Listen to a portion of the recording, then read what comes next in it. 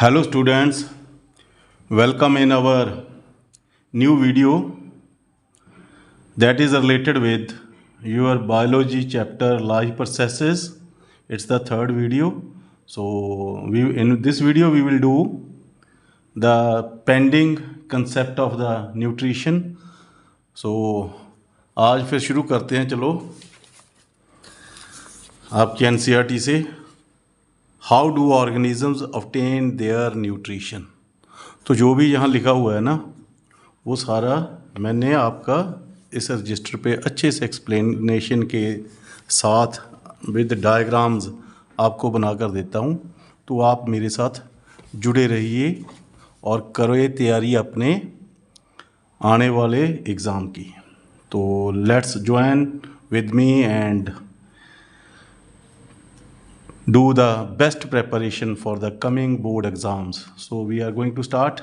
How do the organisms obtain their nutrition? अपना भोजन वो किवें लेंदे ने? सब तो पहले we are going to start from the single celled or unicellular organism.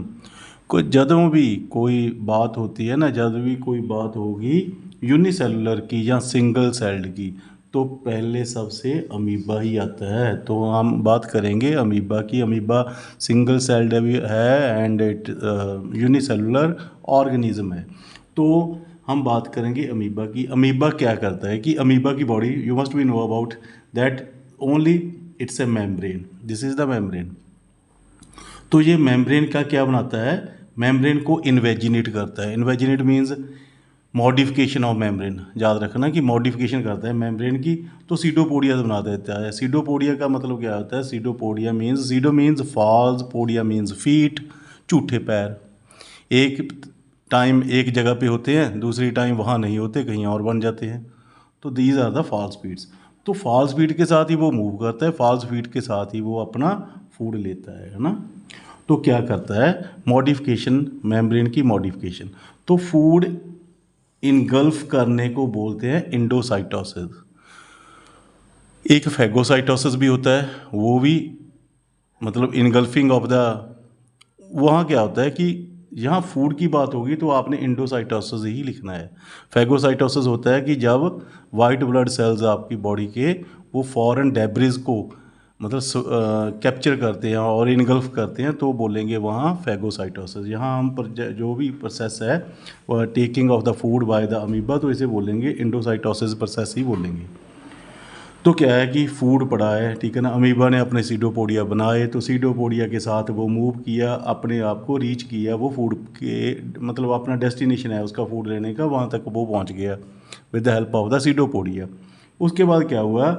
उसने अपने सीडोपोडिया को ही मतलब amoeba invaginates its more invaginates its membrane to form a cup shaped structure to capture the food. अब ये देखो कप शेप्ड स्ट्रक्चर, और उसने फूड को कैप्चर कर लिया। उसके बाद क्या है कि क्लोज इट्स मेम्ब्रेन। यहाँ देखो मेम्ब्रेन को क्लोज कर लेता है। यहाँ मेम्ब्रेन क्लोज कर लेगा तो ये वैक्यूल बन जाएगा। तो उसने क्या फॉर्म किया? यहाँ वैक्यूल फॉर्म किया। उसके बाद ये आ गया वैक्यूल। अब फूड वैक्यूल के अंदर चला गया।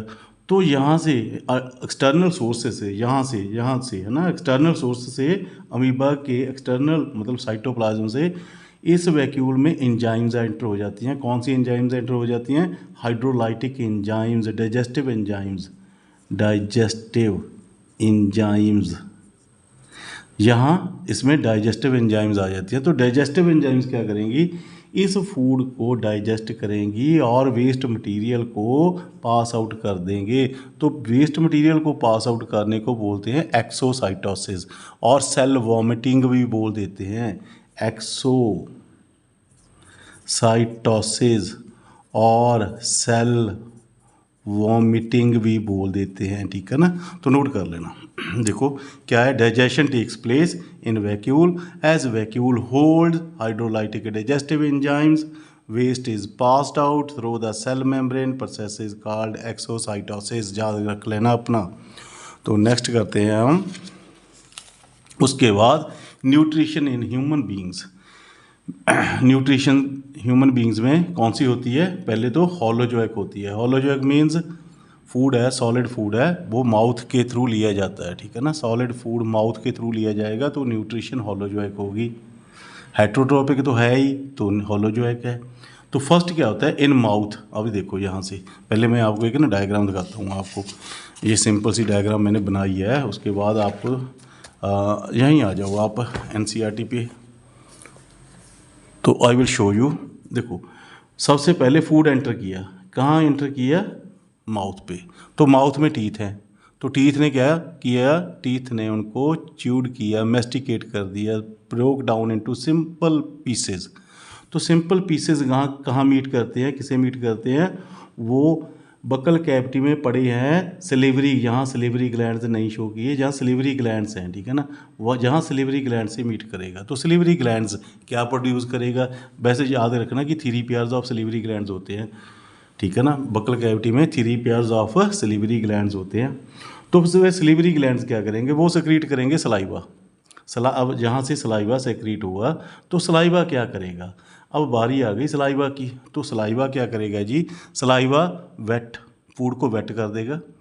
वेट क्यों करेगा, क्योंकि वो फूड को सॉफ्ट करेगा, उसके बाद फूड सॉफ्ट हो जाएगा, लुब्रिकेट हो जाएगा, इजीली पास होने के लिए, तो कि जो इसोफेगस है उसमें मतलब इन्फ्लेमेशन ना हो, उसमें कोई फ्रिक्शन ना हो, तो इजीली पास आउट हो जाए वो इसोफेरेंक्स और इसोफेगस में, है ना।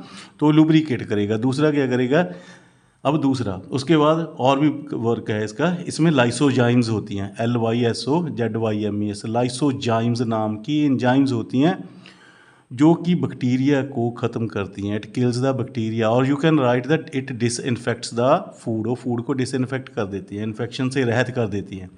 तो फिर उसके बाद फूड कहाँ जाता है, अभी कहाँ नहीं जाएगा, अभी क्या होगा, अभी और मिलेंगे उसे, कौन मिलेंगे, एंजाइम्स मिलेंगे, सलेवरी अमाइलेज एंजाइम। अब अमाइलेज एंजाइम बेटा ये याद कर लेना कि सलेवरी अमाइलेज, अमाइलेज का वर्क ही क्या होता है, डाइजेशन ऑफ स्टार्च। अब कम्प्लेक्स स्टार्च को वो सिंपल शुगर में कन्वर्ट करेगा, तो पार्शियल डाइजेशन यहाँ होगी, थोड़ी सी डाइजेशन यहाँ होगी। अब उसके बाद हम पढ़ते हैं, आगे करते हैं, ठीक है ना। चलो ये देखो अब क्या है, पहले स्टार्ट करेंगे। In mouth first food is masticated और chewed by the teeth. Moreover in buccal cavity food meet with saliva secreted by salivary gland. कितने होते हैं salivary gland, 3 pairs of gland होते हैं। तो फंक्शन ऑफ सलाइवा बेटा, soften and wet the food, it contain lysozyme which disinfect the food. उसके बाद एक और लिख लेना point, it contains salivary amylase which causes digestion of starch, starch की डाइजेशन करती है। तो ये तो काम हो गया उसका, क्या है, सलाइवा का। तो उसके बाद फिर क्या होगा, from buckle cavity food enters into the pharynx. अब देखो बकल कैविटी से फूड कहाँ एंटर कर जाएगा, देखो यहाँ बकल कैविटी बनाई हुई है मेरी, तो ये है बकल कैविटी, तो यहाँ फेरेंक्स में फूड आ गया। तो फेरेंक्स अब क्या है, pharynx is a common passage, जहाँ कॉमन पैसेज है क्योंकि जहाँ नोज से एयर भी आती है, जहाँ फूड भी एंटर करता है, दोनों के लिए it is a common passage for the air and food के लिए कॉमन पैसेज है। देखो बेटा, opening of the pharynx into larynx, यहाँ लेरेंक्स वॉइस बॉक्स होता है, ऐसे डब्बा सा होता है, ठीक है ना। उसके बाद ट्रैकिया आ जाएगा, वो आगे करेंगे हम, ठीक है ना। ये ट्रैकिया हो जाएगा, ये है आपका larynx, it is A larynx, लिख दो लेरेंक्स, ठीक है ना। देखो ये है आपका ओपनिंग ऑफ द, ये फेरेंक्स की ओपनिंग किस में है, लेरेंक्स में। तो इसे क्या बोलेंगे हम, इसे बोलेंगे ग्लोटिस। क्या है ये, ग्लोटिस। अब देखो opening of the pharynx into larynx is called the glottis. अब क्या है, glottis is guarded by the flap like cartilaginous structure called epiglottis. अब क्या है बेटा कि फूड एंटर कर रहा है ना, जब फूड एंटर करेगा तो फूड तो फिर कहाँ चला जा सकता है, विंड पाइप में भी जा सकता है। विंड पाइप में चला जाएगा तो क्या होता है, हत्थू छिड़ जाता है ना हमें, तो मतलब खांसी होना शुरू हो जाता है, तो मतलब it can cause the death, किसी की जान भी चली जा सकती है, ठीक है। इसके लिए इसे कंट्रोल करने के लिए यहाँ क्या लगा दिया, एपिग्लोटिस लगा दिया। यहाँ क्या बन गया अब, एपिग्लोटिस, एपिग्लोटिस नोट कर लेना, EPIGLOTTIS नोट कर लेना। अब ये एपिग्लोटिस यहाँ लग गया, फ्लैप लाइक स्ट्रक्चर। अब जब फूड आएगा तो वो कहाँ जाएगा, डायरेक्ट इसोफेगस में जाएगा instead of going to the voice box. Voice box में वो नहीं जाएगा। उसके बाद क्या होगा, अब काम शुरू हो गया, किसका काम शुरू हो गया, इसोफेगस का। अब इसोफेगस में मसल्स हैं, इसोफेगस मसल्स हैं, तो वो क्या करेंगे, देखो आगे पढ़ते हैं, ठीक है ना। देखो यहाँ आगे epiglottis prevent the entry of food into the wind pipe, ये प्रिवेंट करता है, रोकता है, ठीक है ना। लेरिंग्स और trachea you can write. From oesophagus food is pushed to the stomach, अब फूड कहाँ आ जाएगा, इस स्टोमिक में आ जाएगा by the contraction and relaxation of oesophagus muscles. यहाँ कंट्रैक्शन होगा एंड रिलैक्सेशन, यहाँ contraction and relaxation of oesophagus muscles के थ्रू।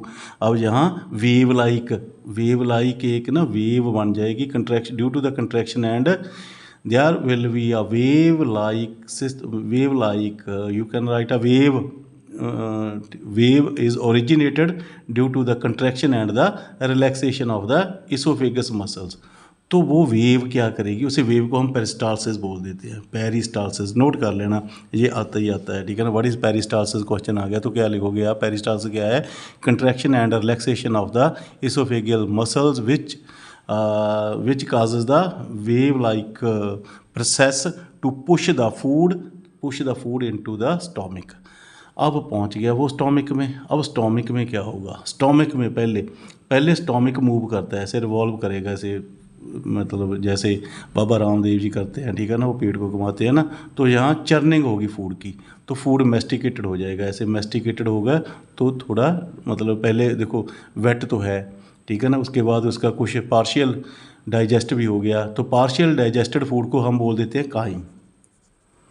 अब जो स्टोमिक में आया है वो काइम है, नोट कर लेना। स्टोमिक में जो फूड आया है वो पार्शियली डाइजेस्टेड है, पार्शियली डाइजेस्टेड, ये है, कहाँ आ गया जी, स्टोमिक में आ गया, तो इसे बोल देंगे काइम, CHYME। नाउ काइम उसके बाद क्या है कि यहाँ देखो ये लाइनिंग ऑफ स्टोमिक की लाइनिंग है, तो ये एपिथेलियल सेल्स हैं यहाँ, इनमें से कुछ सेल्स अपने आप को ग्लैंड्स बना लेंगे जिन्हें हम गैस्ट्रिक ग्लैंड्स बोलेंगे। तो वो गैस्ट्रिक ग्लैंड्स क्या करेंगे, गैस्ट्रिक जूस सिक्रीट करेंगे। तो गैस्ट्रिक जूस में फर्दर गैस्ट्रिक जूस के बारे में हम पढ़ेंगे, उसमें क्या होती हैं, उसमें डिफरेंट एंजाइम्स होती हैं, ठीक है ना।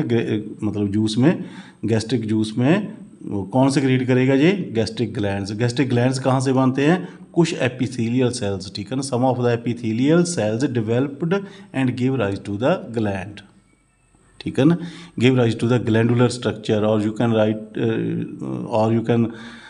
Right that they some of the epithelial cells get modified into the glands, कि कुछ जो सेल्स होते हैं वो ग्लैंड्स बन जाते हैं। ग्लैंड्स क्या सिक्रीट करेंगे, अब ग्लैंड सिक्रीट करेंगे गैस्ट्रिक जूस, क्या सिक्रीट करेंगे बेटा, गैस्ट्रिक जूस। अब गैस्ट्रिक जूस में क्या होगा, गैस्ट्रिक जूस में HCl भी होगा, ठीक है ना। तो एंजाइम हो जाएगी आपकी पेप्सिन, उसके बाद ये म्यूकस है, तो इनको एक्सप्लेन करेंगे हम कल नेक्स्ट वीडियो में, क्योंकि वीडियो ज़्यादा लेंथी होगी तो अच्छी नहीं लगती फिर ज़्यादा लेंथी। तो अब जो मैंने करवाया आपको वो आप कंप्लीट करो, ये टोटली NCERT का कंसेप्ट है, NCERT में से है, ठीक है ना।